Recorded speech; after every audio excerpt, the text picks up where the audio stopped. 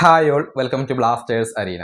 ഇത്തവണത്തെ ISL എങ്ങനെയാണ് നടപ്പിലാക്കാൻ ഉദ്ദേശിക്കുന്നത് എന്നുള്ളതിൻ്റെ ഒരു രൂപരേഖ നേരത്തെ ഓൾ ഇന്ത്യ ഫുട്ബോൾ ഫെഡറേഷൻ ക്ലബ്ബുകൾക്ക് മുന്നിൽ അവതരിപ്പിച്ചിരുന്നു. അതായത് 2 വേദികളിലായിക്കൊണ്ടാണ് ISL നടക്കുക.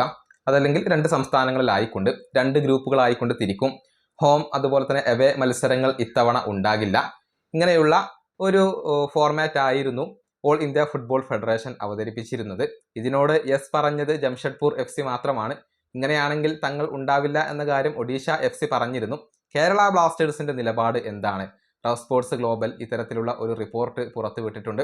അതായത് കേരള ബ്ലാസ്റ്റേഴ്സിലെ ഒരു ഒഫീഷ്യൽ റഫ് സ്പോർട്സ് ഗ്ലോബലിനോട് സംസാരിച്ചിട്ടുണ്ട്. ഏകദേശം 40 കോടി രൂപയോളമാണ് ഇത്തരത്തിൽ ലീഗ് നടത്തുകയാണെങ്കിൽ കേരള ബ്ലാസ്റ്റേഴ്സിന് നഷ്ടം വരിക എന്നാണ് ഈ ഒരു ഒഫീഷ്യൽ പറഞ്ഞിട്ടുള്ളത്. കേരള ബ്ലാസ്റ്റേഴ്സിന് ലഭിക്കുന്ന വരുമാനം അത് അവർ പുറത്തു വിടുകയും ചെയ്തിട്ടുണ്ട്. അതിങ്ങനെയാണ്, ആ ഒഫീഷ്യലിൻ്റെ വാക്കുകൾ ഇങ്ങനെയാണ്: ഞങ്ങൾ ഹോമിൽ കളിക്കുകയാണെങ്കിൽ സ്പോൺസർഷിപ്പ് വരുമാനമായിക്കൊണ്ട് 15 കോടി രൂപ മുതൽ 17 കോടി രൂപ വരെ ഞങ്ങൾക്ക് ലഭിക്കാറുണ്ട്. കൂടാതെ 5 കോടി രൂപ മുതൽ 7 കോടി രൂപ വരെ ഞങ്ങൾക്ക് ടിക്കറ്റ് റവന്യൂ ആയിക്കൊണ്ട് ലഭിക്കാറുണ്ട്. ഇതിന് പുറമെ സെൻട്രൽ പൂൾ റവന്യൂ ആയിക്കൊണ്ട് 15 കോടി രൂപ മുതൽ 17 കോടി രൂപ വരെ ലഭിക്കാറുണ്ട്. അത് ഇത്തവണ 0ആണ്. ഇങ്ങനെ ആകെ 40 കോടി രൂപയോളം നഷ്ടം വരും. ഇതാണ് കേരള ബ്ലാസ്റ്റേഴ്സിന്റെ ഒരു ഒഫീഷ്യൽ പറഞ്ഞിട്ടുള്ളത്. അതായത് ഇത്തവണ ബ്ലാസ്റ്റേഴ്സിന് ഹോമിൽ കളിക്കേണ്ടി വരില്ല. അതായത് ഹോം മത്സരങ്ങളും എവേ മത്സരങ്ങളും ഇല്ലല്ലോ. അപ്പോൾ സ്പോൺസർഷിപ്പ് ഉണ്ടാവില്ല. അതുവഴി ഒരു 15 കോടി രൂപ മുതൽ 17 കോടി രൂപ വരെ നഷ്ടം വരും. അതുപോലെ തന്നെ ടിക്കറ്റ് റവന്യൂ ഉണ്ടാവില്ല.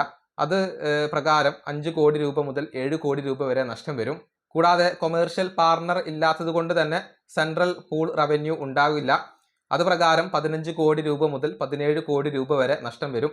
ഇങ്ങനെ ഏകദേശം 40 കോടി രൂപയോളം കേരള ബ്ലാസ്റ്റേഴ്സിന് നഷ്ടം വരും എന്ന് ഇപ്പോൾ കേരള ബ്ലാസ്റ്റേഴ്സിന്റെ ഒഫീഷ്യൽ തന്നെയാണ് പറഞ്ഞിട്ടുള്ളത്. അതുകൊണ്ട് തന്നെ ഓൾ ഇന്ത്യ ഫുട്ബോൾ ഫെഡറേഷൻ മുന്നോട്ട് വെച്ച ഈ ഒരു ഫോർമാറ്റിൽ കേരള ബ്ലാസ്റ്റേഴ്സ് കളിക്കുമോ ഇല്ലയോ എന്നുള്ളത് വലിയ ഒരു ചോദ്യചിഹ്നമായിക്കൊണ്ട് ഇപ്പോൾ അവശേഷിക്കുകയാണ്. ഈ വീഡിയോ അവസാനിപ്പിക്കുന്നു. അടുത്തൊരു വീണ്ടും കാണാം.